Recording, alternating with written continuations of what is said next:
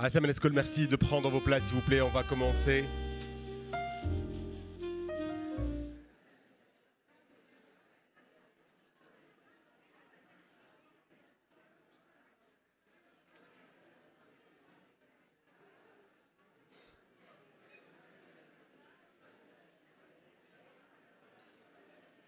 S'il vous plaît, merci de rentrer, prendre vos places. Nous allons commencer, s'il vous plaît.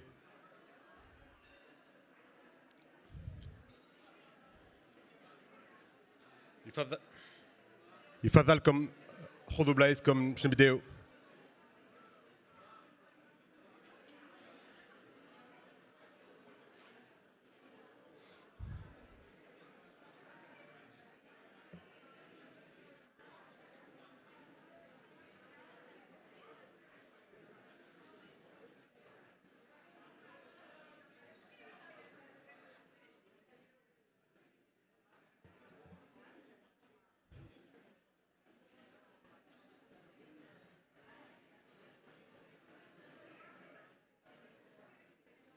Ça va.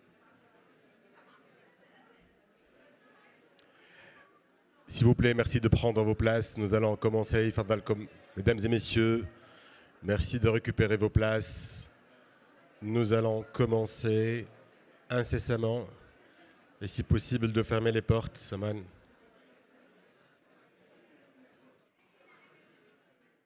Est-ce qu'il y a quelqu'un qui peut fermer les portes? Comme ça, on peut commencer. Si tu ne fermes pas les portes, ils ne vont pas rentrer.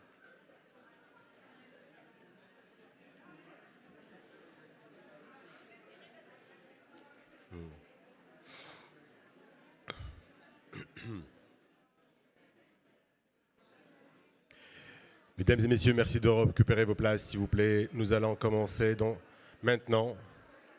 Your attention, please.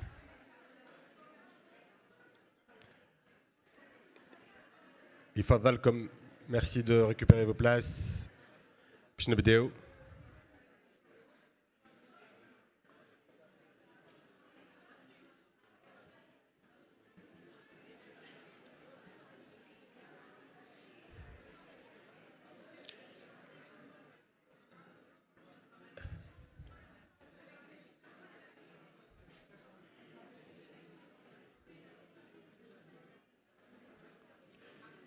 Mesdames et messieurs,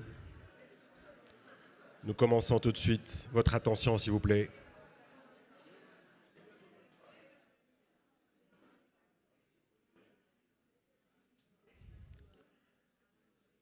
Alors, Sahalikum. Ça a été? Très bien, excellent. Comme ça, on peut profiter des intervenants maintenant. Merci d'avoir joué le jeu et pris vos 30 minutes.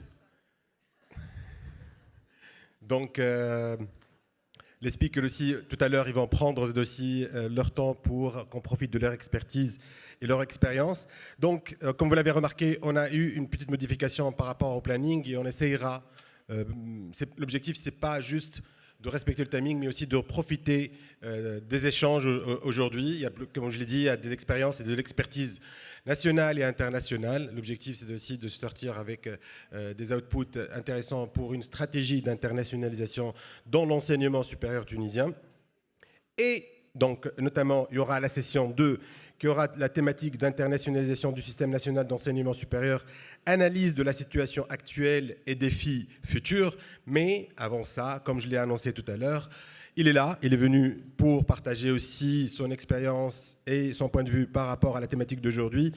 Il est professeur émérite, il est membre distingué et ancien directeur entre 2015 et 2020 du Center for International Higher Education à Boston College, US. Il était aussi directeur du Centre for Higher Education Internationalization à l'Università Cattolica di Milano, d'Italie, et professeur d'internationalisation, aujourd'hui c'est le mot qui cale, et professeur d'internationalisation de l'enseignement supérieur à l'Université des sciences appliquées d'Amsterdam. Il est membre fondateur et ancien président de l'Association européenne pour l'éducation internationale et membre principal de l'Association internationale des universités. Il a écrit beaucoup de livres et de publications sur l'internationalisation dans l'enseignement supérieur. Il va nous parler aujourd'hui pour la première intervention, parce qu'il y aura 2 interventions, pour la première intervention des réflexions critiques et sur la stratégie d'internationalisation de l'enseignement supérieur. Merci pour votre attention et d'accueillir comme il se doit Monsieur Hans de Witt.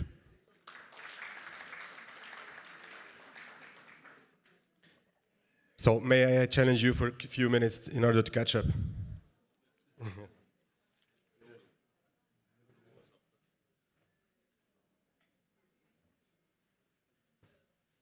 Bonjour et merci beaucoup pour l'invitation. C'est un vrai honneur de participer dans ce séminaire et je remercie en particulier le ministère, mes collègues de HERE et l'Union européenne pour inviter moi. Je m'excuse que je vais faire la présentation en anglais parce que je ne suis pas complètement de confidence de mon français et comme ma femme française n'est pas là ici, je peux un peu être critiqué pour ça. So I continue with presenting in English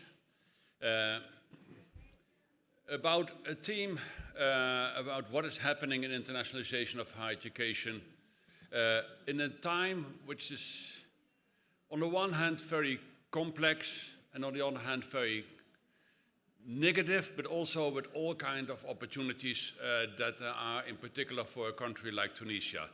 So my reflections about what is happening in internationalization are built on over 40 years of being involved in internationalization of higher education as a senior administrator and as a scholar.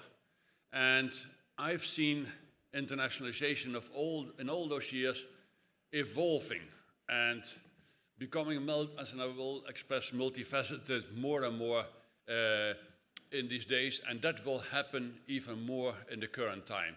So reflecting on what is happening in internationalization is very important, and I will focus on some of the key points now, and later on we'll also present about what is the relationship between quality assurance, benchmarking, and internationalization in the second session. And in the afternoon also we'll focus a little bit, what does it mean when we have as institutions of higher education and as ministries of higher education to develop a strategy? What are the key points and challenges that we have to face with? So you have to be with me a little bit more today, and also I look very much forward, which is much more important, the exchange of ideas. It's not me, I'm constantly still learning, and I also am very interested in hearing your voices, and also already appreciated very much the 2 presentations before and the reflections by the panel.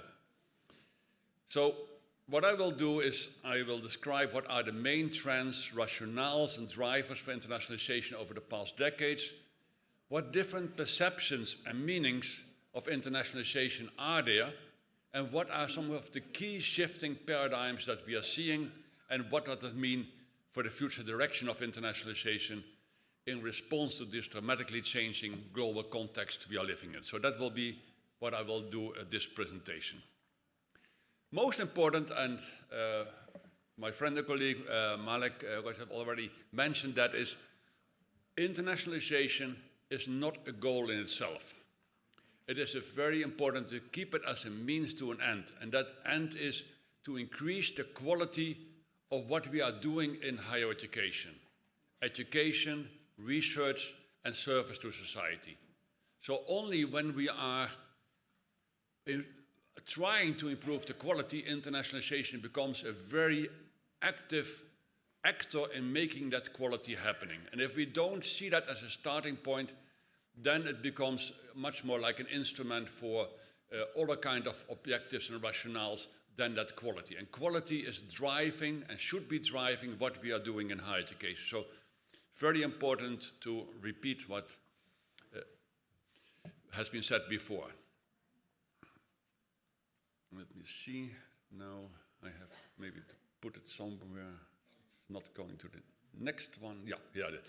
So in that context, also very important is internationalization is both impacting and impacted by what is happening in higher education globally. and also in our society. The two important parts are, again, it has been addressed before, is massification of higher education. We see still there's more demand than supply in many countries around the world. Although the global north has reached what we call universal higher education, which means that over 50% of the age group has access to higher education. In many countries in the global south, it's still in the process of between 15 and 50%. Countries like India and many countries in Latin America are still around 30% to 40% of the age group. And although countries like Tunisia have moved up very rapidly, as has been said before, in Africa, in many countries, is still below 15% of the age group that has access to higher education. But at the same time, we see this growth of population that has been mentioned before. And so if we are talking about increasing demand for higher education in countries like Africa, but also still in countries like India, Indonesia, China, then the number of students asking for higher education will be enormous in the coming decade. And Africa, again, is the key region where that's going to happen. And that impacts internationalization very much, because if there's not a sufficient supply, the aspiring students are going to look for education elsewhere. And that's why the numbers mentioned before have been increased many times over the past decades. Every 10 years, it's a double of the number of international students. So we're now around 7 million. We will be soon in 8 million, and the prediction will be that it will be going up to at least 12 million. So that is a direct relationship between massification and internationalization. But there is a second development in higher education happening, and that's the increasing importance of higher education for the global knowledge economy and society. And that increases the need for quality. So we need to compete in a global knowledge economy for quality of students, quality of scholars, quality of research, quality of service to society. And by that, there is a high risk that this quality, which is needed, on the one hand, also increases inequality between universities that are not having this kind of possibility to compete in this global knowledge economy and the world-class universities that are up high in the ranking. So that is competing for international students, competing for international scholars, etc., is also very much related to the global knowledge economy. And those two are massification in the global knowledge economy as to a certain extent related, but at the same time in conflict with each other. Because massification is based on inequality, but has to increase the equality, and the global knowledge economy is increasing the inequality where there was much more equality before. And this relates to very important topics like the increasing importance of excellence initiatives. We have seen that countries, Russia, Germany, Japan, Korea, China, have said, well, we cannot support public higher education at the same level for increasing quality, so we are creating excellence programs to be able, with a small number of universities, to be important in the global knowledge economy. And that has been very much driven by rankings, and increasing reputation has become a very much important driving factor.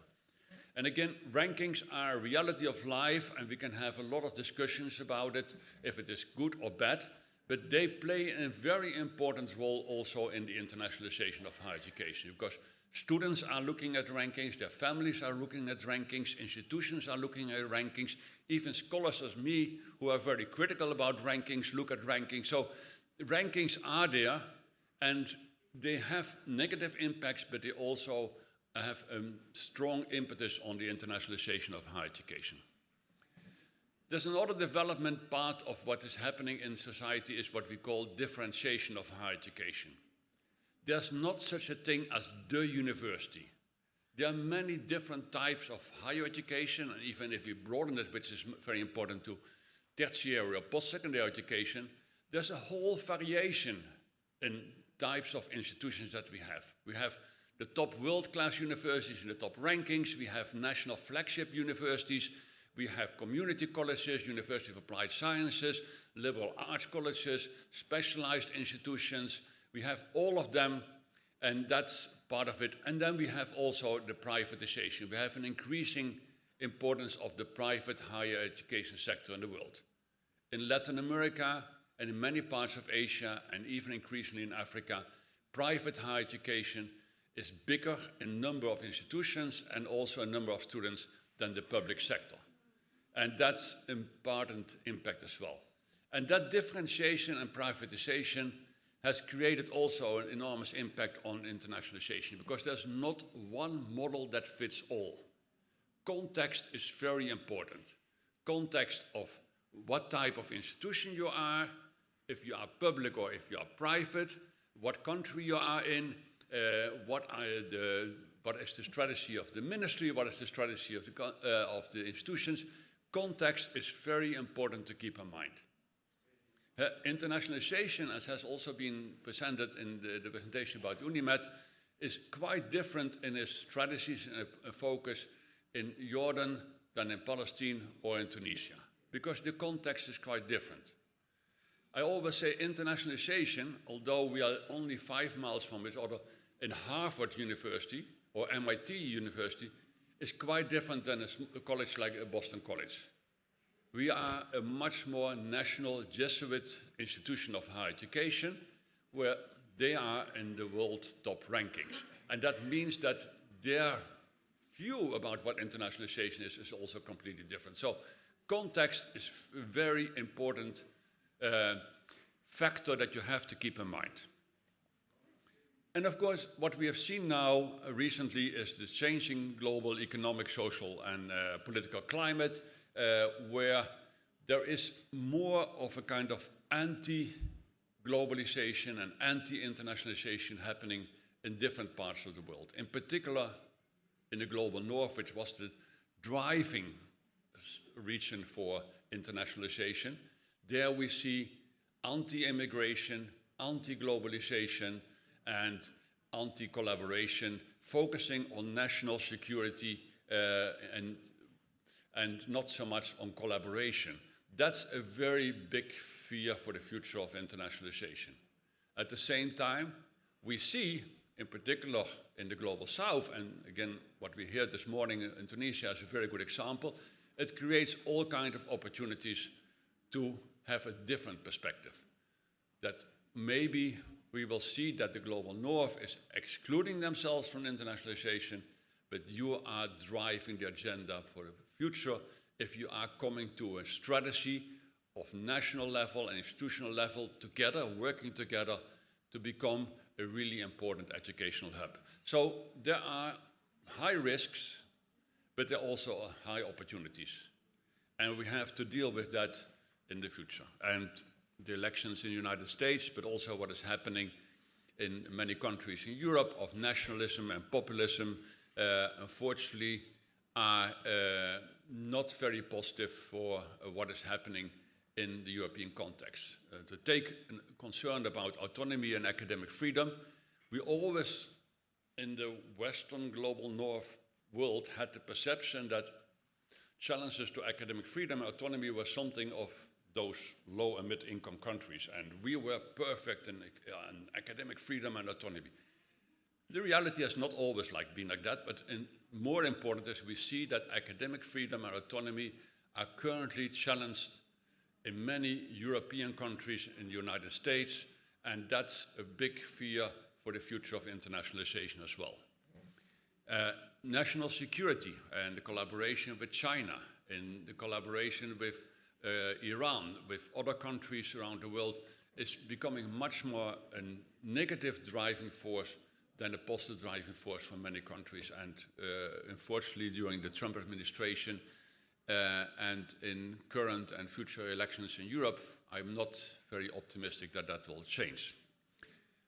We see the whole development of digitalization and artificial intelligence that also impacts enormously the internationalization of our higher education.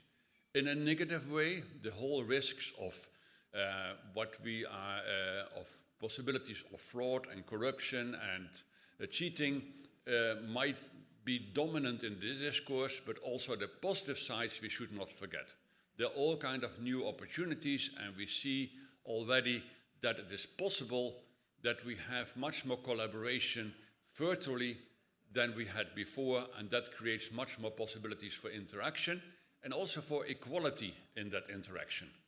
Because now students from Tunisia can exchange and be in communication with students from the region, with students from Latin America, with students from Europe, etc., virtually, and by that profit much more than if they would have been depending on funding for mobility sites. So there are positive issues. We see all kinds of challenges about ethics and values, not only academic freedom, but also academic integrity. We see more corruption and fraud. I'm currently finishing a book with colleague Philip Albach and Elena Denisova-Smith about what is happening in corruption in higher education around the world, and it's quite challenging to see that it is everywhere. And it's not what many people think students, but it are faculty, it are professors of senior administrators at institutions, governments. There's a lot of fraud and corruption that we have to address as well. And so we have to be aware when we talk about internationalization that there are negative aspects, but also positive aspects, and we have to find the way how to overcome them. So that's the context in which internationalization has to be placed. It's not one single model that fits all. It's also relatively young as a concept, what we talk about internationalization. When I was still working as an administrator in the 1980s, internationalization was even not a word that existed in higher education. It was a lot of fragmented, ad hoc, and marginal activities that took place.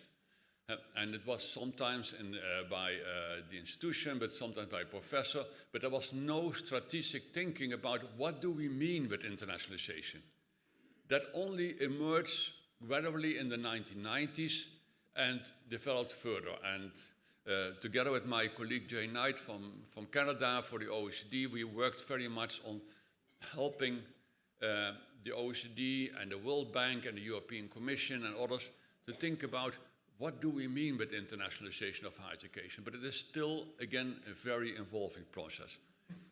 Institutional, local, national, and regional context, again, very essential in defining why we are doing this. A very important question that many institutions and governments forget to think about very carefully. Why are we internationalizing? What are we going to do? How are we going to organize this? And what will be the impact, not only on internationalization itself or the higher education sector, but what is the impact on society? And surprisingly enough, and I come back to that in a future presentation, many governments and institutions don't pay much attention to the why and the outcomes. They do something, they start to collaborate, they start to sign agreements, they start to exchange students. They organize it by setting up international offices and all kinds of bureaucratic measures, and they are all very important. I'm not saying that that's not necessary, but if you don't do that based on an analysis of why you are internationalizing and what you want as intended outcomes of your strategy, you do something very wrong. So that's very important to keep in mind. Internationalization is driven by many different rationales and drivers. They can be for political motivations, and we have seen many of them in the past and also now. So the ministry can set up for political reasons certain strategies to be partnering with another country and become friendship, etc. They can do it for all kinds of other political reasons. You can do it for economic reasons, and economic can be to help the labor market, which is a very important topic, for instance, in this country. But also economic reasons to make money, which is a very important driver for Australian, British, and Canadian institutions, and for many other institutions around the world who see international students as a money-making exercise. It can be for social and cultural reasons. to create much more cultural and social mutual understanding. And it can be for academic reasons, to increase the quality. The reality is that political and economic rationales are perceived as much more important, where I think the social, cultural, and academic ones should be driving our internationalization of higher education. So context and rationales change over time, so it's a continuing process of what is happening, and it requires intentional actions. And I come back to that also when we talk about the meaning. It's not something that goes by itself. It has to be the intention of the ministry, it has to be the intention of the leadership of the institutions, it has been driven by the intentions of students and faculty to really make a strategy work. So it can be fragmented, ad hoc, marginal, and I must say that in most cases that's the harsh reality we still have. Or it can be very central and comprehensive, so not looking at one action or one person, but being involving all the stakeholders and making it integral in the three missions of higher education: education, research, and service to society. There are two components that are understood as being part of the internationalization of higher education, although they should not be seen as excluding each other. They are part of one basic concept that we need a global learning for all students, for all faculty, for all actors. But to make it a little bit more understanding of what is happening currently, we divided that, and again I worked on that with my colleague Jay Knight in Canada. Internationalization abroad is the one component, and internationalization at home is the other one. Internationalization abroad is everything to deal with mobility.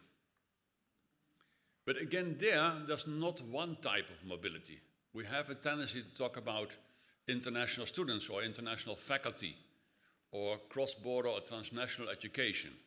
But there's a huge difference between a student that goes for a degree abroad and thus takes a bachelor degree or a master degree or a PhD or a combination of those three, and students who go for a short term abroad as part of their credits for their home institution, which is the Erasmus program, for instance, doing that. We sometimes have a tendency to see them as one and the same, but there's a fundamental difference on how you are going to organize, why they are doing that, and what is the impact of what they're doing. So we have to understand that. And then there's a third category of students, and that's probably even the largest, but not very much studied. That's students who don't go for a full degree or for a credit, but go for a language course or a professional development course, and take that as more as an individual choice to improve their skills and competencies. So that's another factor. And then we have the staff mobility. And again, staff mobility, there's a fundamental difference between are you going abroad as a faculty or an administrator? In general, administrators don't go abroad, with the exception of people working in international offices. And there's a strong need also for them to be becoming much more international competent. But of course, mobility of faculty, of professors, is very strong, but mostly related to research and then research dissemination, going to conferences, but not so much in teaching and not so much in long-term research collaboration. So there's also different types that we have to see. And then the third category, program mobility. Again, there's a whole variety of activities taking place there. There are branch campuses of universities that set up a branch campus in another country, mostly, as has been mentioned, from Australia, the UK, Canada, but France is also very active. Russia has branch campus in Central Asia and elsewhere. Iran has many branch campuses. We see a trend that has become much more important, but still it is a very small percentage. There's something like 300 branch campuses in the world. But there are also franchise operations. So higher education operating like Starbucks and McDonald's by setting up a franchise in another country. And how can you control the quality of the burger? How can you quality what you deliver in education by those franchises? But franchises are, again, quite common. There are increasingly binational universities. The Egypt German, the Egypt Japanese, the French are very active in operating that, but they have, again, political motivations and also the need for capacity building and for helping their own labor force. There are articulation programs where students do 1 year or 2 years in the home institution and then finish their degree abroad. There's educational hubs like Educational City in Qatar. There are all kinds of varieties of what it is. So we have to be very clear when we talk about internationalization abroad, what type of activity we're talking about, and not trying to see them as one component, because the context is very different. But at the same time, internationalization abroad is still perceived by many actors, governments, institutions, even individuals, as being the only and main thing that's happening in internationalization. But there's a whole other world, internationalization at home. And that is, what are we doing in the curriculum, what are in the formal curriculum, so in the classrooms and the syllabus, etc., but also in the informal curriculum, in our campus activities for our students, in the so-called hidden curriculum, which is much more the perceptions of our faculty, which are dominated by Western paradigms and Western experiences. How do we go into internationalize that? How are we creating an environment which is much more open to international and intercultural diversity? How are we going to teach, and how are our students going to learn in an international environment? How are we creating joint programs where students and faculty from different cultural backgrounds are working together? And again, virtualization, so collaborative online international learning or virtual exchange, is a very important new element which makes that possible. How can we define as part of our curriculum what intercultural and international competencies and learning outcomes our students need to have?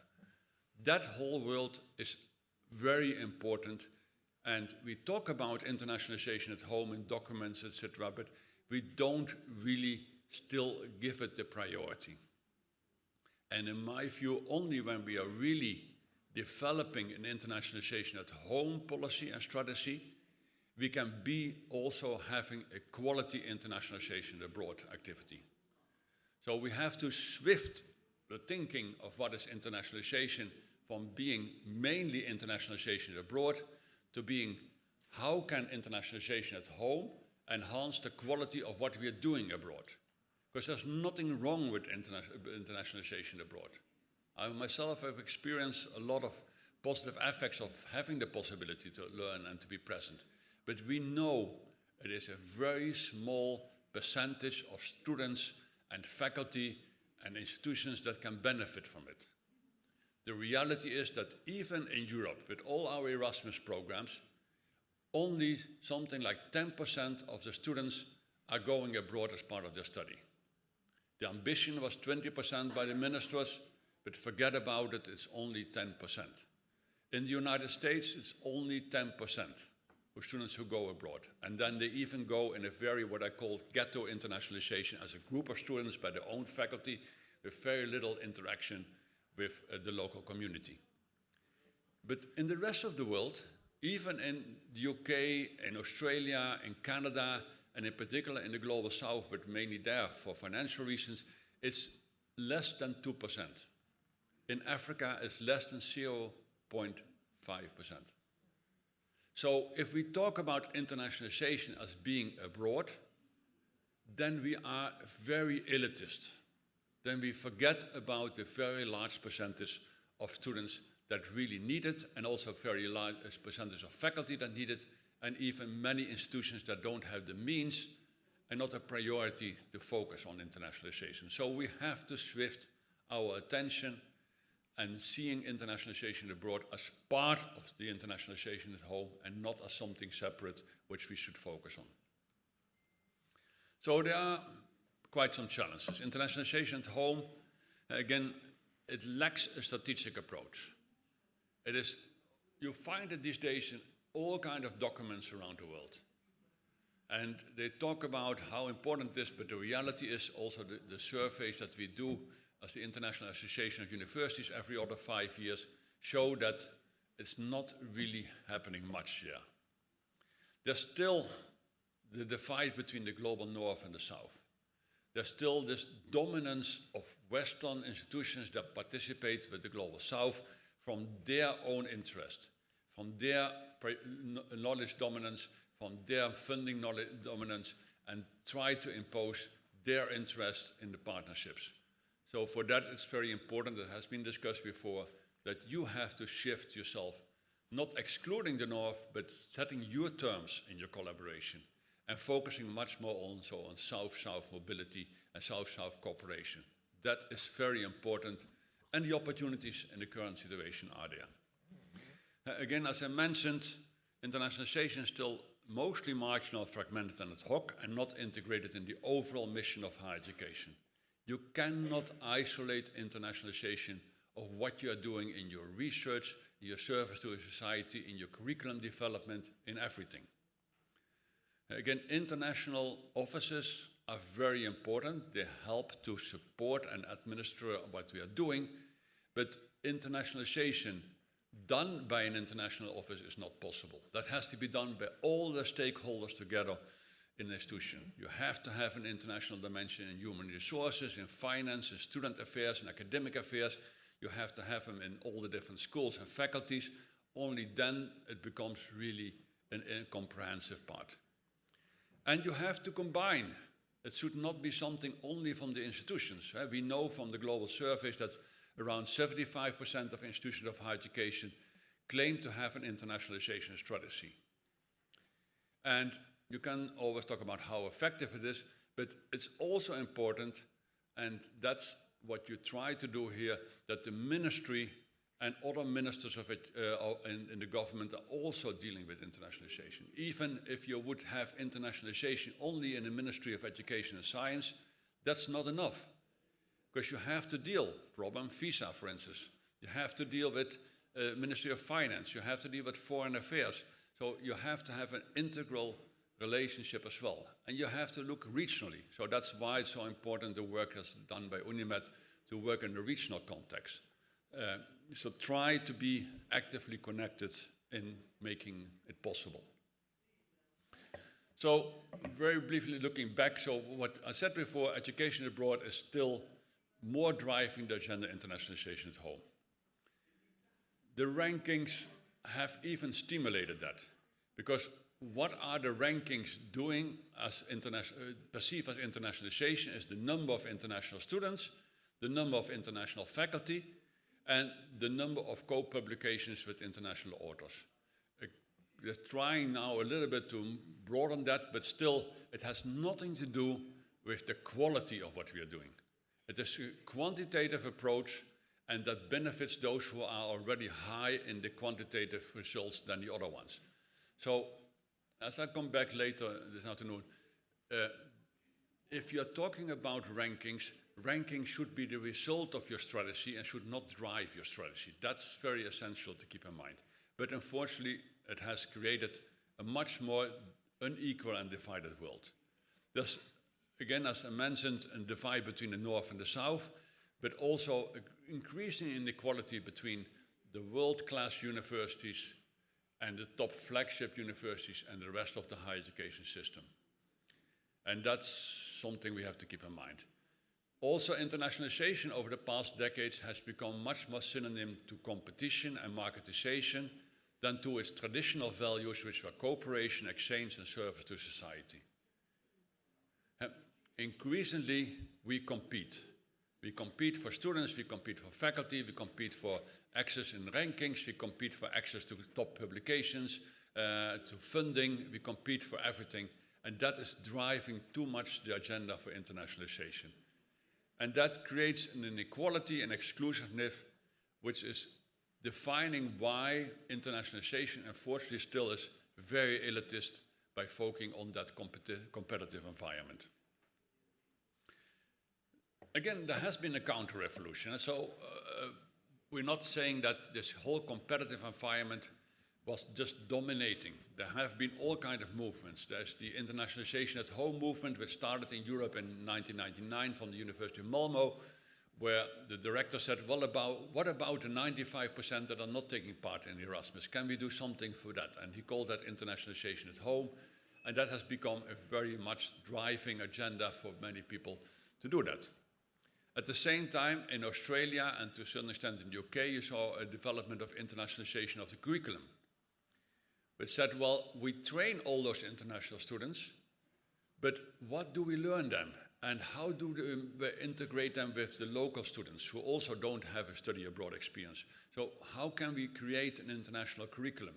And 𝒏𝒔𝒆 from Australia is a leading author on that topic. And then in the United States, you had a movement of comprehensive internationalization. John Hudzik, former president of NAFSA, wrote an article about that. So we have to infuse all the international in all the activities of the university to make it happen. So that created a kind of different approach. We also know that internationalization was perceived very much as being focused only on education. Students, in particular, and faculty moving. But research and service to society, the other two missions of higher education, are increasingly more important as well for internationalization strategies. There was a tendency to say, well, research by nature is international, so we don't have to have a strategy for that. But in this global environment that we are living in, you have to collaborate. So you have to be actively also as institutions to develop a strategy how to internationalize research. And the internationalization for society, how can we not only see service to society as a local, but as a local and global development? Because what is happening in the world affects the local, and what is happening in the local affects the global. So we have to see how can we learn from each other, how can we benchmark our activities, how can we collaborate on solving problems in our work and service to society. So there has been this movement as well, and there's a second movement of another one which is very important. Internationalization by many people in the global south correctly is perceived as being a Western paradigm, dominated by the Western institutions of higher education, dominated by my English, dominated by the journals that have publishers in the Western world, etc. Dominated by funding from Western-dominated organizations. So there is a very strong call now, correctly so, to decolonize and to have that much more becoming important and at the forefront of strategies. And that's why you also have to decolonize. You have to say, well, we should not only work with the global north, we have to work in the region, we have to work south-south. That is very important, because if you continue only to collaborate and to think that the global north has to serve you, you're on the wrong side of the coin. You have to make yourself much more defining why is it important and what is our outcomes that we need in collaboration internationally, and not let it driven by the global north. Mr. Hans? I'll try to come to a close.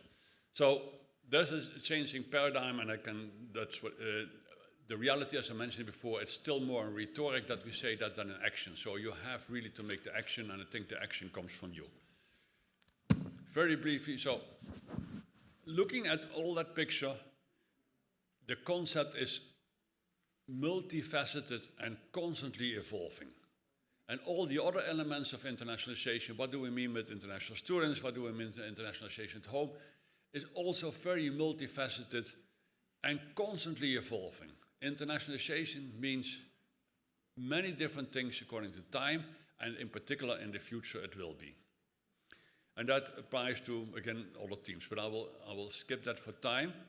So what we saw when we talk about meaning of internationalization, there were all kinds of concerns about when we had this definition of internationalization, which was a definition by my colleague Jay Knight from the 1990s, said it's a process of integrating an international, intercultural dimension and global dimension into the service, function, delivery of post-secondary education. A very descriptive working definition. But it didn't have a dimension of where do we go to. And you saw all kinds of new labels addressing that: comprehensive, intelligent, ethical, conscientious, responsible, humanistic, etc., etc. So there was a need for change. And when we did in 2015, on the request of the European Parliament, a study about what are we meaning with internationalization, because also the European Commission had all those programs like Horizon and Erasmus, etc., and they wanted to know in Parliament, well, if we are going to approve that money for this, what do we mean with internationalization? And we did a Delphi exercise with experts from around the world, and they said internationalization of higher education must become more inclusive and less elitist. So it should not focus on that 1 or 2%.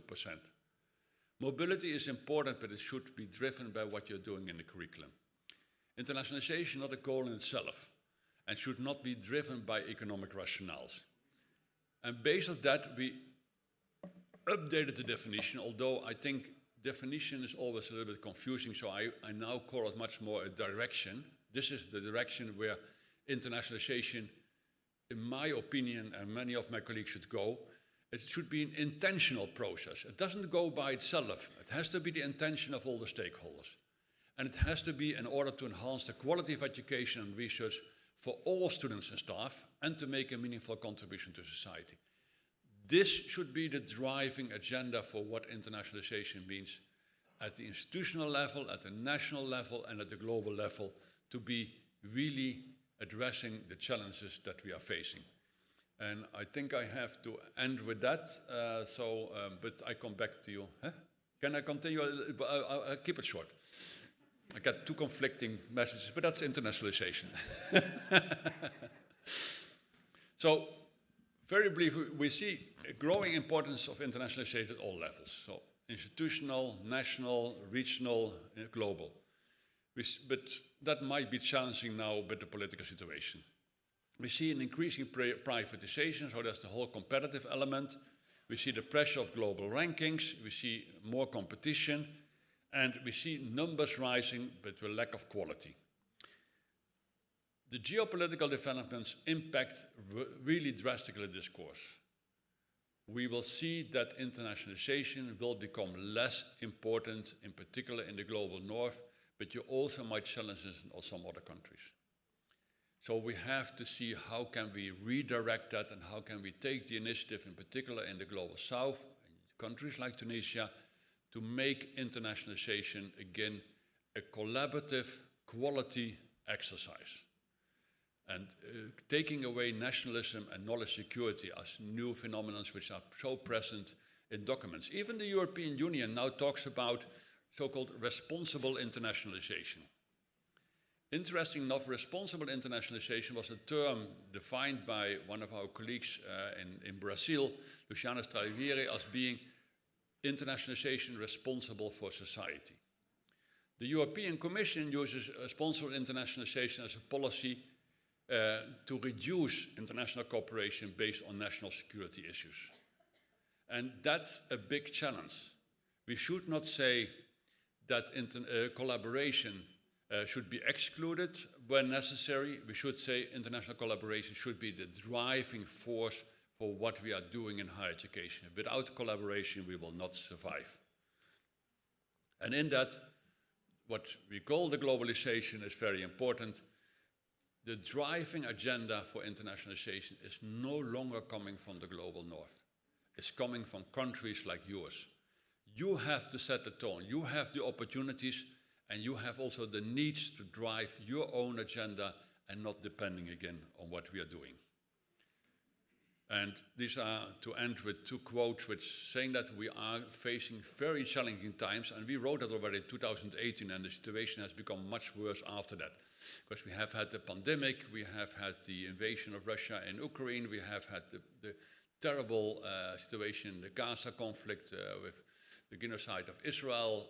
We have all kinds of situations that have become worse, and we have an important role as actors to change that environment. That's what should be driving us.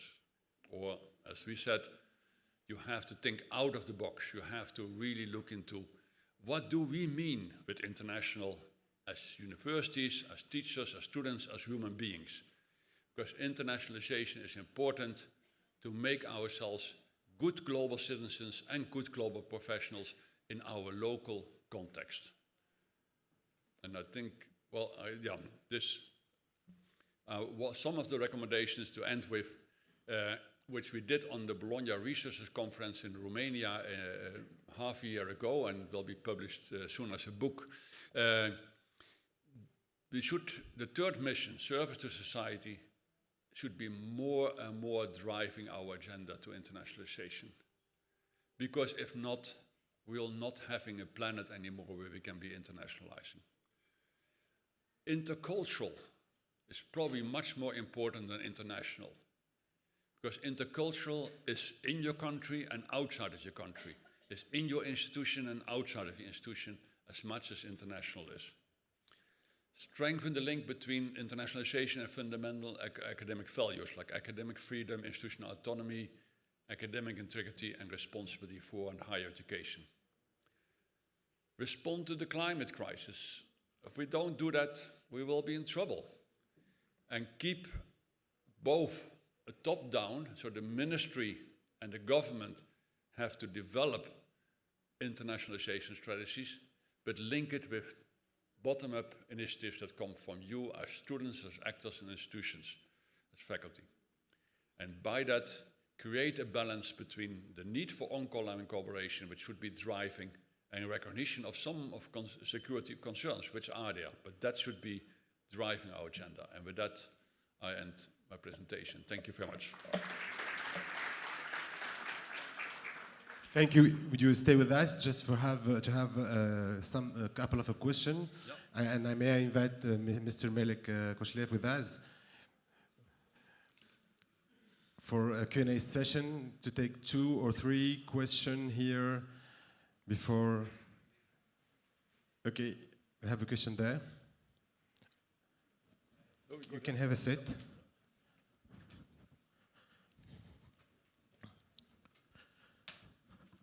Micro, man.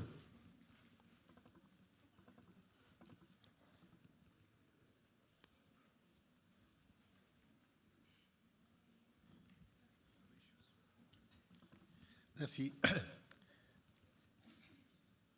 J'invite soit monsieur l'animateur ou n'importe quel organisateur, dans le limite du possible, j'ai pu très peu comprendre un peu le contenu d'intervention, ô combien pertinente. Est-ce que c'est possible de nous essayer, d'essayer de nous faire le petit résumé très rapidement de l'essentiel de cette intervention?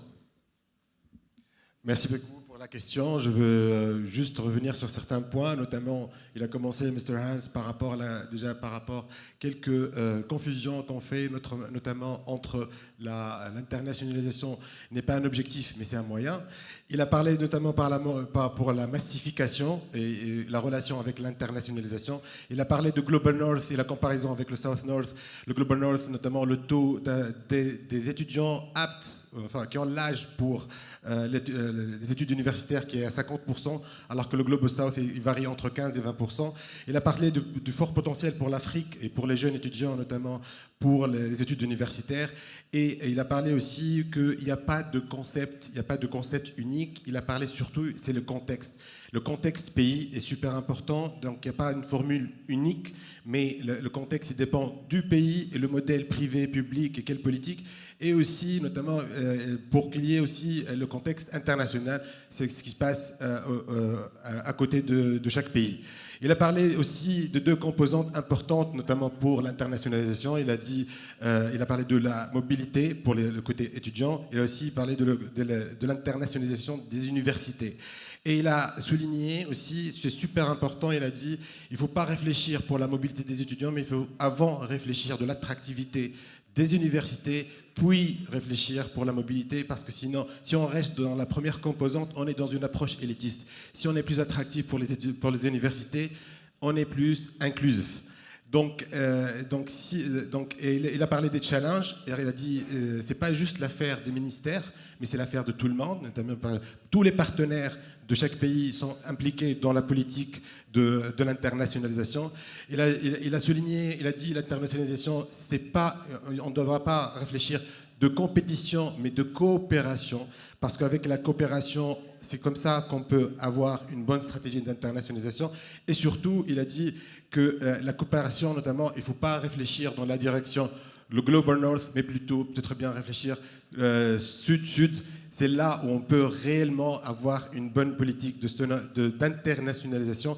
Et surtout, il a parlé de la globalisation de l'internationalisation, et il a dit notamment que la globalisation de l'internationalisation, si on reste fixé sur le Global North, c'est une mauvaise direction, mais c'est des pays comme le nôtre, c'est là où ça peut commencer, la globalisation de l'internationalisation. Voilà, j'espère que j'ai étalé les points qu'il a parlé, Monsieur Hans. Est-ce qu'on a une question? Oui, je vous en prie. D'abord, je remercie les intervenants pour les précieuses présentations qui ont été faites depuis ce matin.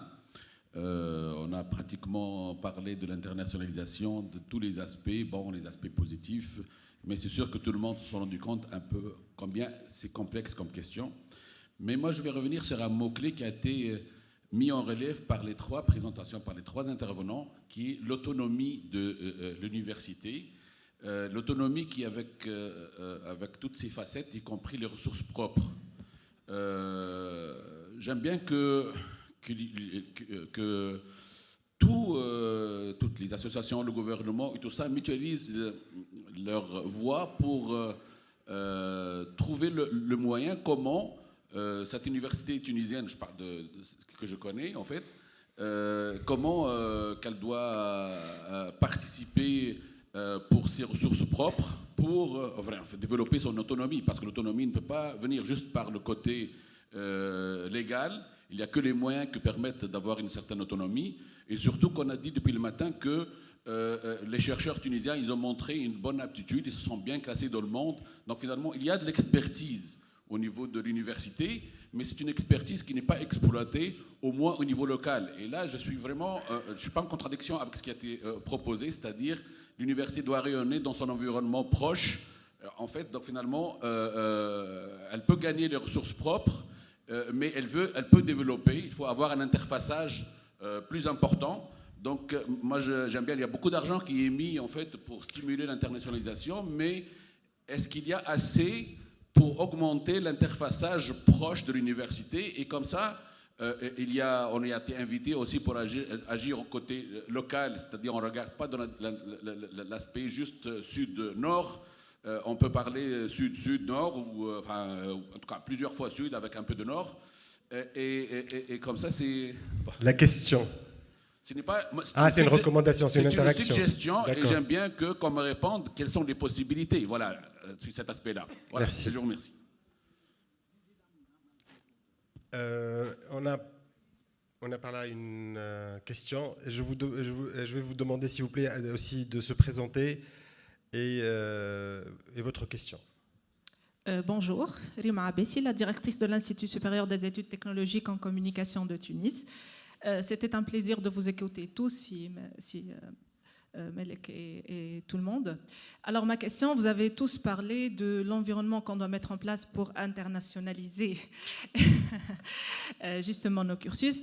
Je pense qu'on a la plupart de ce que vous avez cité existe. La volonté, elle est là, on est tous là, donc ça montre la volonté, ça montre le ministère, elle est là. Mais vous avez parlé d'un mot qui m'a moi attiré, c'est l'attraction justement. Comment rendre nos diplômes ou nos cursus, plutôt pas nos diplômes, nos cursus attractifs? Je pense que nos diplômés sont très attirants, c'est ça, sont très attirants. La preuve, ils sont partout dans le monde, comme l'a dit Simele. Et du coup, pourquoi est-ce que nos cursus ne sont pas forcément attractifs? Comment les rendre attractifs? Donc, il ne s'agit pas, à mon avis, uniquement du contenu, il ne s'agit pas uniquement des enseignants, mais a priori, il y a d'autres choses sur lesquelles on devrait travailler justement pour attirer ces étudiants internationaux, pour attirer ces enseignants en mobilité, etc. Et d'ailleurs, je pense, mais je ne sais pas si vous l'avez évoqué, mais de point de vue recherche, on a énormément de doctorants internationaux et ça marche très très bien. C'est une expérience, je pense, qui marche très très bien. Donc, est-ce qu'on pourrait avoir pourquoi ça marche bien et comment transposer ça pour nos cursus? Et merci. Merci pour la question et la réponse. Donc, c'était une petite réponse. Et la question est orientée pour qui? En tout cas, on va recueillir les questions, puis on va réagir tous les trois rapidement. OK. On a par là, monsieur.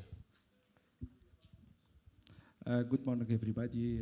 I would like to thank all the speakers for the insightful content presented. My question is about what are the key indicators, okay, to measure how much we have succeeded our strategy or our initiatives around internationalizations. Indicators that apply for the North and indicators that apply for the South. Thank you. On a une question par là aussi.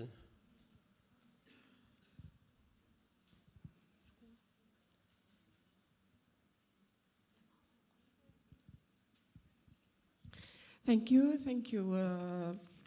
Professor, for your presentation, an interesting presentation. So, Dr. 𝒍'𝒏𝒔𝒆𝒊𝒈 from the University of Kairouan. I have 3 questions.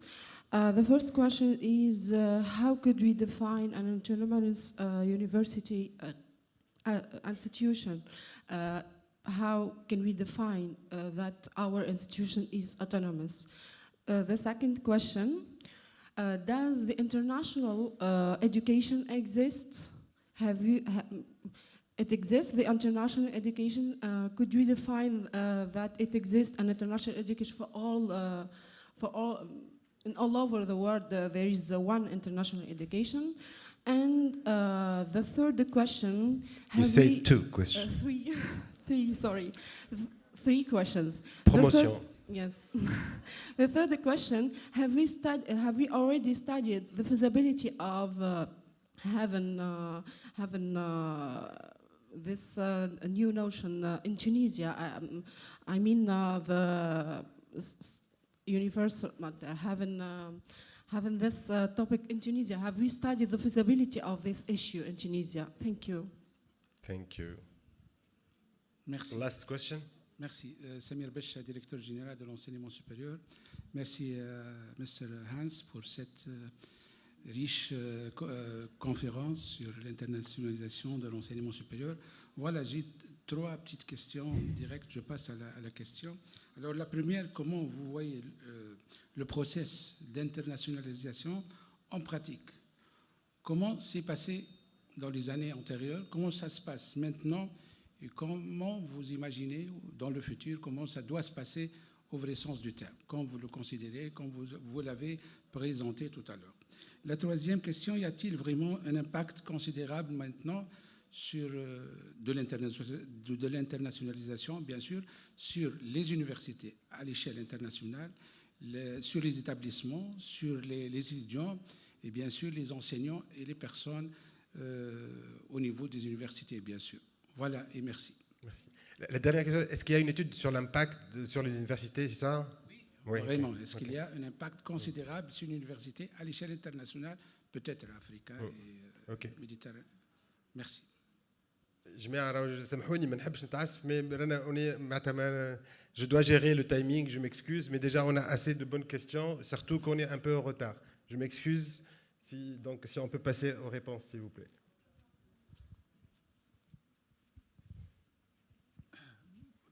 Thank you very much for the questions, and hopefully my 2 colleagues will join in.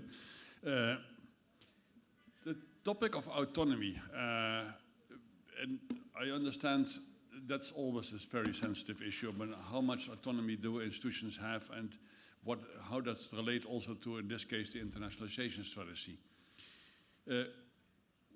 There is a tendency now, and I think it's a positive one. It was also supported by the Bologna ministers of the Bologna process to not talk about only autonomy, but about European values. I think, by the way, they're not European, but they are much more values for higher education in general.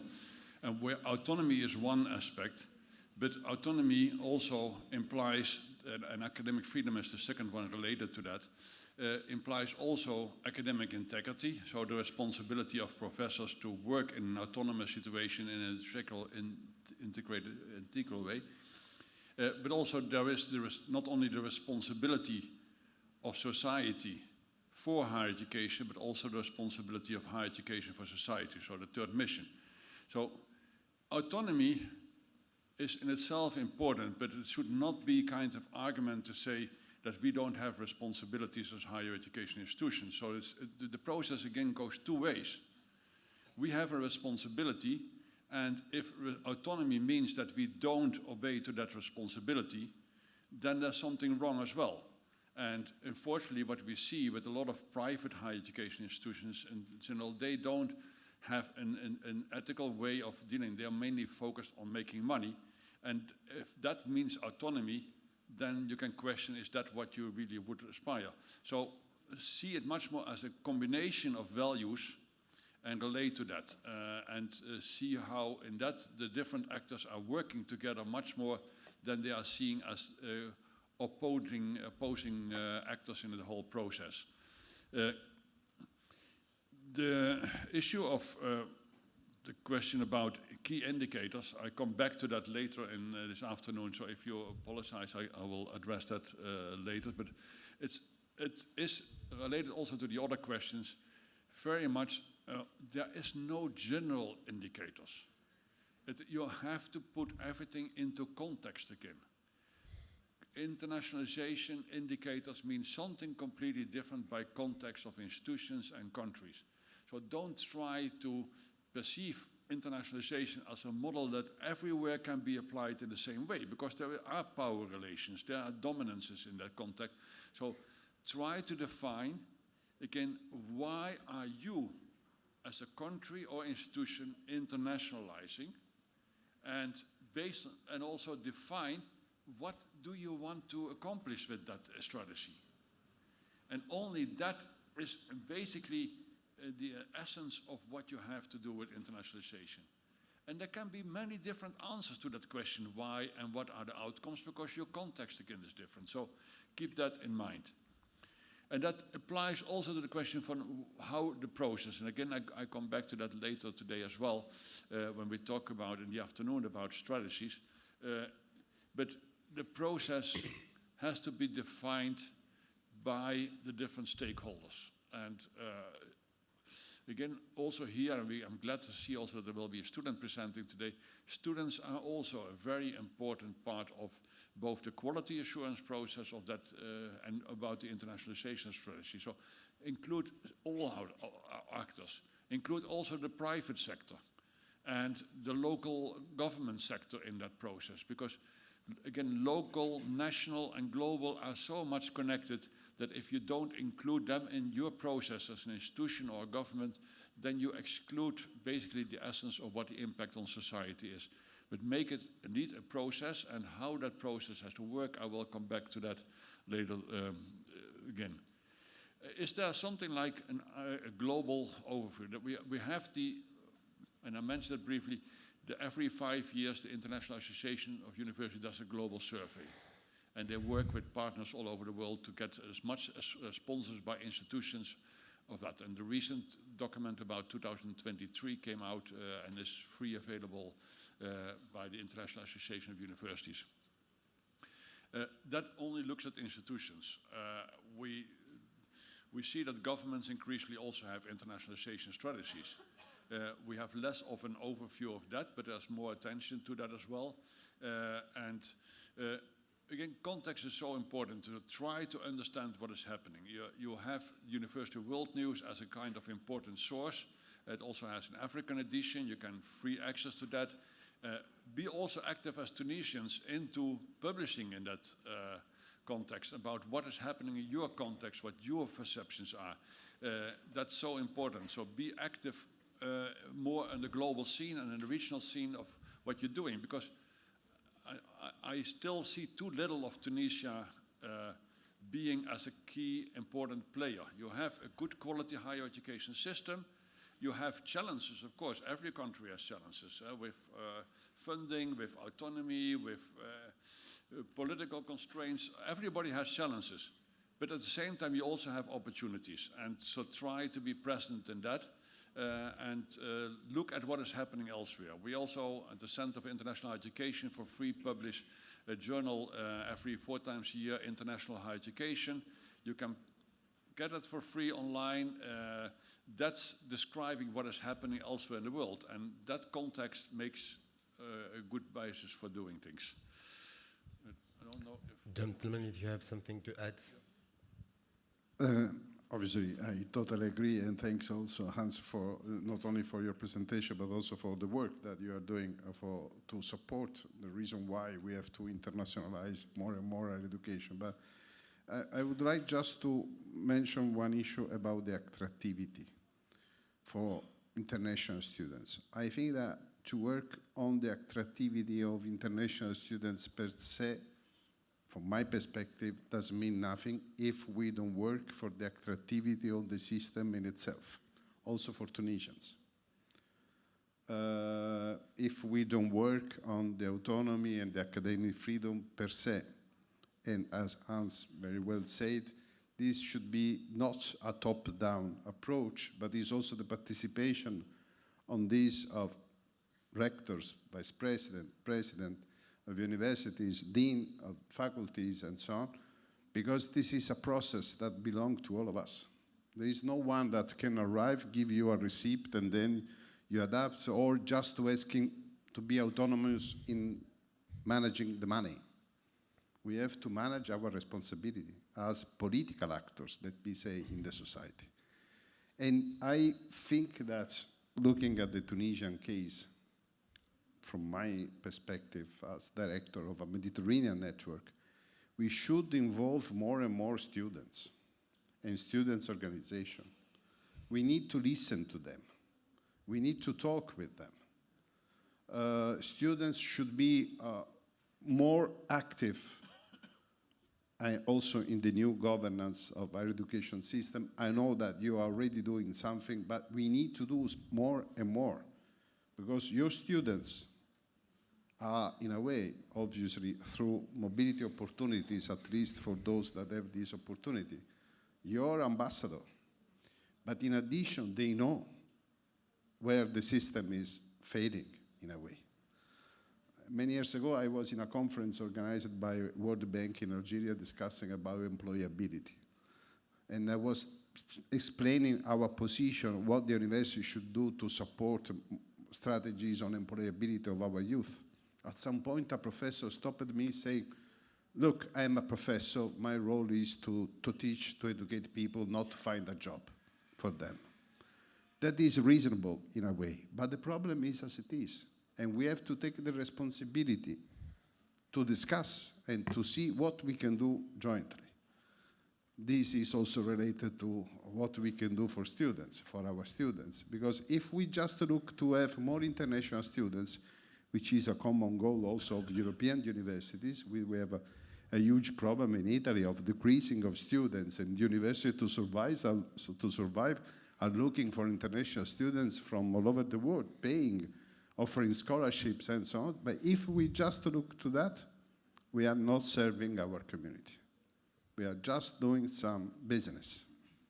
And I think that is not the main goal of the strategy of the Ministry of the University, of the Tunisian universities.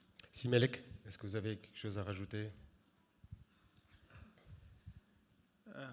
Thank you very much. Of course, you said it all, but allow me to just give my opinion on combining two questions, one on the economic aspect and one on the attractivity.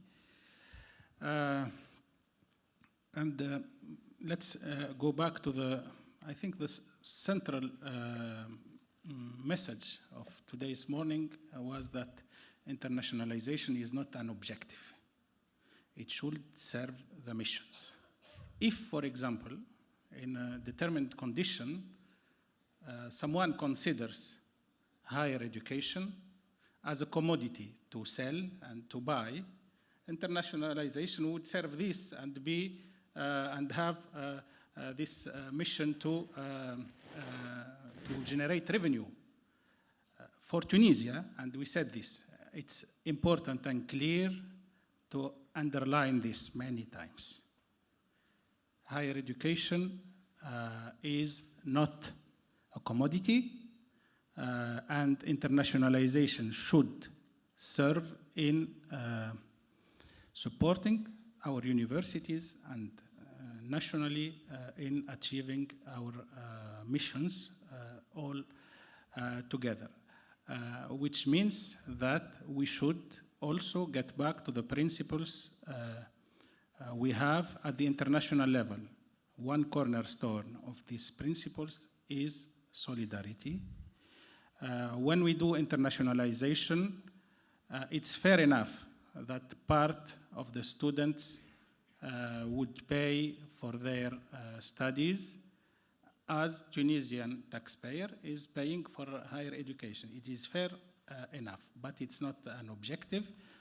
We should make sure that through internationalization, we reinforce the attractiveness of our country, but also we reinforce the capacity of universities to deliver quality education, impactful research, and service to the society.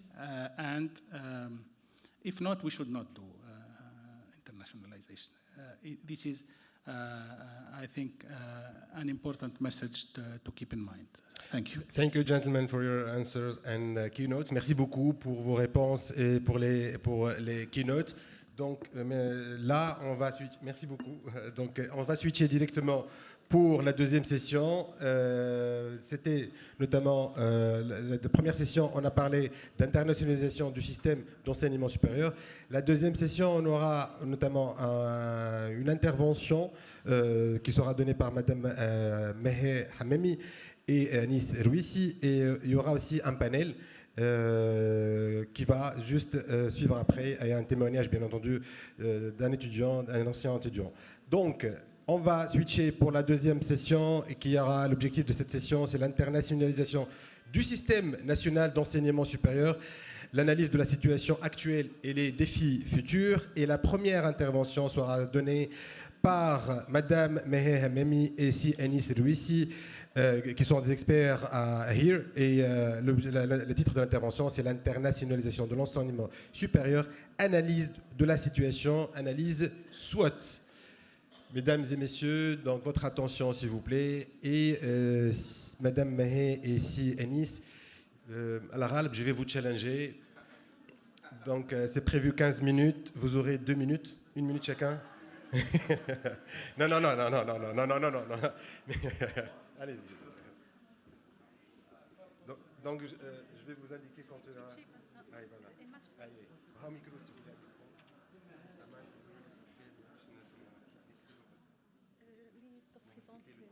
Allez, 15 minutes. Donc elle marche.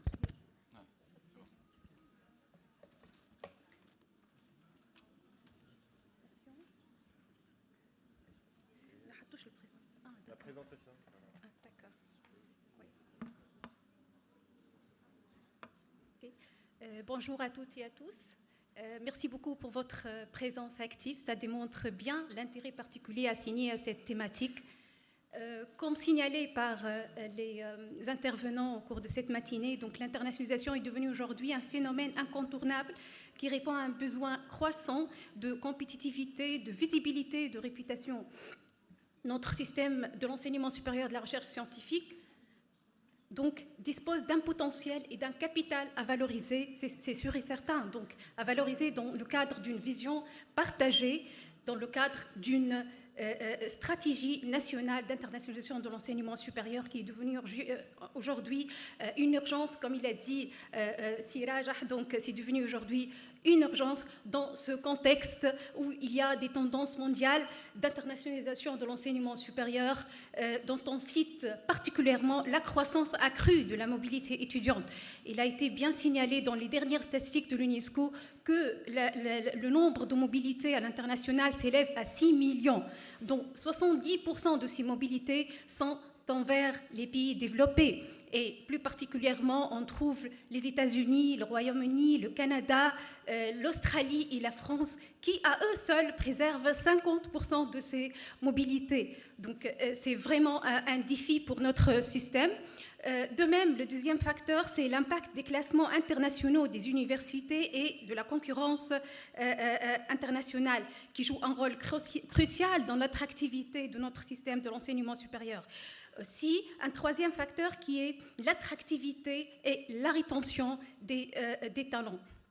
En fait, les pays développés, leur stratégie d'internationalisation se base prioritairement à l'attractivité et la retenue des talents, ce qui constitue en fait un défi supplémentaire pour notre pays, à savoir la fuite des cerveaux. Donc, ça a été démontré par les chiffres clés sur la mobilité internationale.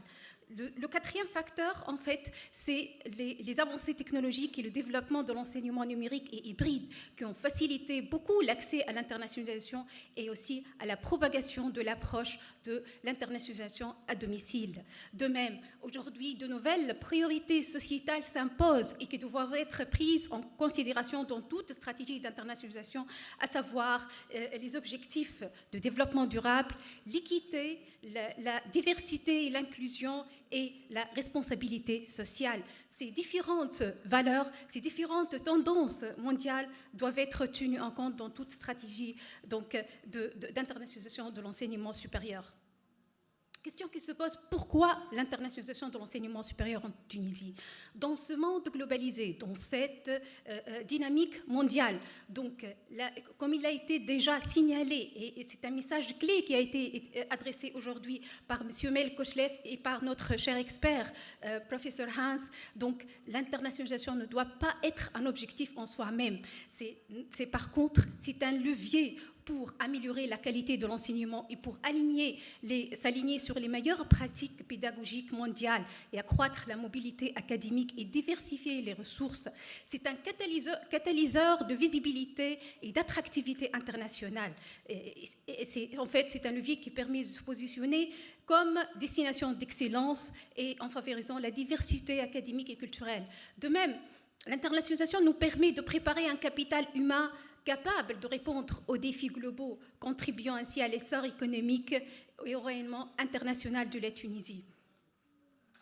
Donc, c'est dans cette perspective que se décline notre présentation, qui est composée principalement de 5 axes. Premièrement, on va essayer de vous donner brièvement un état des lieux de l'internationalisation en Tunisie. En deuxième lieu, on va essayer de comprendre ensemble quelles orientations actuelles dans l'internationalisation de l'enseignement supérieur. En troisième lieu, on va vous présenter une analyse soit préliminaire. Excusez-moi. Marche pas, c'est ça.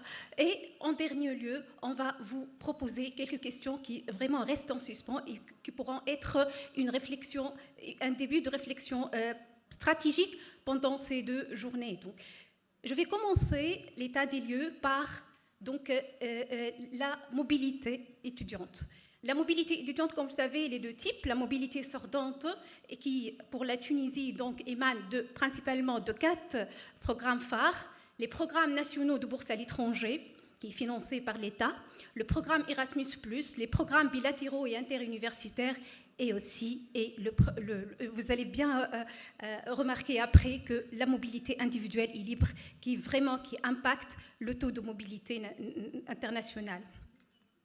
Donc, brièvement, je vais présenter nos programmes de bourse à l'étranger qui se répartissent globalement sur 2 types de programmes, des bourses de longue durée, qu'on trouve les bourses assignées aux bacheliers lauréats, des bourses aux nouveaux élèves ingénieurs de l'EPEST, les bourses dans le cadre de la double diplomation, donc c'est en fait des mécanismes d'appui à l'internationalisation de l'enseignement supérieur, effectivement, parce qu'en fait, on essaye de financer les conventions de double diplôme qui vraiment, des conventions desquelles émanent des doubles diplômes du pays, de l'école tunisienne et de l'école partenaire. Aussi, il y a les bourses pour les élèves ingénieurs, donc dans le cadre de l'année terminale, c'est ça, dans le cadre des bourses de courte durée et les bourses d'alternance pour les étudiants de doctorat et de master de recherche. Donc, globalement, donc, on a pour les bourses de longue durée, chaque année, un certain nombre de bourses sont accordées. On a en cumul envers 800 boursiers à l'étranger en plein temps et plus que 1000 boursiers à l'étranger pour des bourses de courte durée. Au total, on a presque 2000 étudiants boursiers à l'étranger, totalement leur séjour d'études, donc qui est totalement financé par l'État. Donc, si on voit deuxième programme qui est donc pour la mobilité sortante, les programmes de coopération bilatérale, là en fait si on va le mapping, la répartition, on trouve que les programmes le plus phares là en fait avec les États-Unis, avec aussi le Maroc avec 17%, l'Algérie 16% et avec la Jordanie avec un taux donc de 7% et les autres environ Belgique, Suisse avec des taux qui entre 4 et 2%. Donc concernant la mobilité individuelle libre, c'est-à-dire les mobilités qui sont financées totalement par les étudiants, là en fait, si vous remarquez, il y a une tendance d'augmentation accrue. On va, par exemple, entre l'année 2022 et 2023, il y a pratiquement une augmentation de 30% de nombre d'étudiants qui donc, effectuent des mobilités libres. De 17 000, le nombre a dépassé de 17 000 à 22 000 étudiants. Là, en fait, si on va faire une cartographie de la mobilité sortante, on trouve que la première destination pour la Tunisie, c'est la France, avec 40%, et deuxième destination, c'est l'Allemagne, 19%. On trouve la troisième destination, c'est le Canada, et après les autres pays, tels que l'Italie, la Roumanie, les États-Unis et la Russie. Donc c'est ça, en fait, c'est une première analyse de la mobilité sortante et mon cher collègue Enis va continuer donc l'analyse sur la mobilité entrante et les autres analyses de l'état du lieu. Bonjour à tous. Voilà.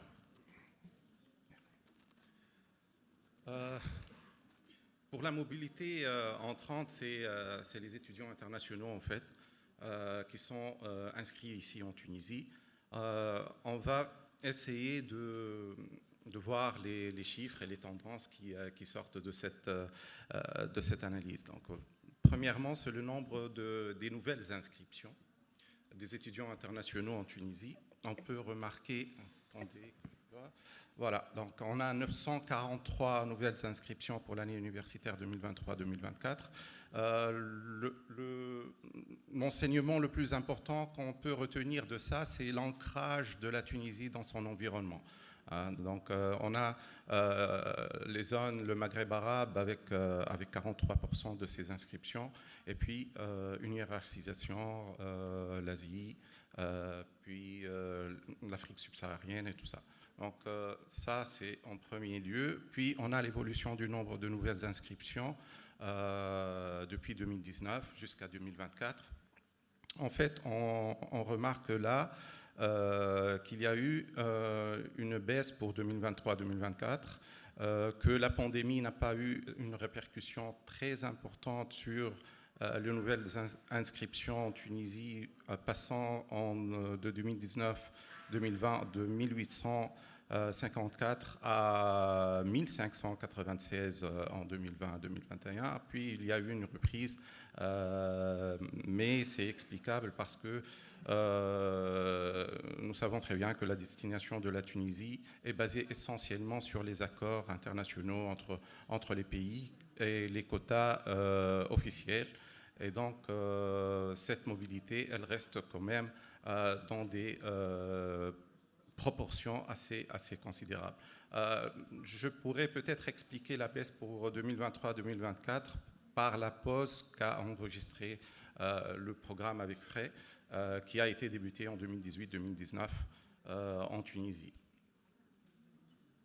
Voilà, donc comme l'a dit M. Melk tout à l'heure, la pierre angulaire de la coopération, c'est la solidarité, et vous pouvez très bien le remarquer. On a le quota le plus grand qui est accordé à la Palestine pour ce qui est des places académiques et des bourses. Ça, c'est un fait qui est déterminé depuis plusieurs années maintenant. Et puis, aussi, il y a d'autres pays tels que le Yémen et le Liban, après surtout l'incident du port du Beyrouth et tout ça. Donc, aussi, on a plusieurs accords d'accueil pour les étudiants internationaux en Afrique. Un total de 707 places et bourses est accordé. On voit très bien la répartition de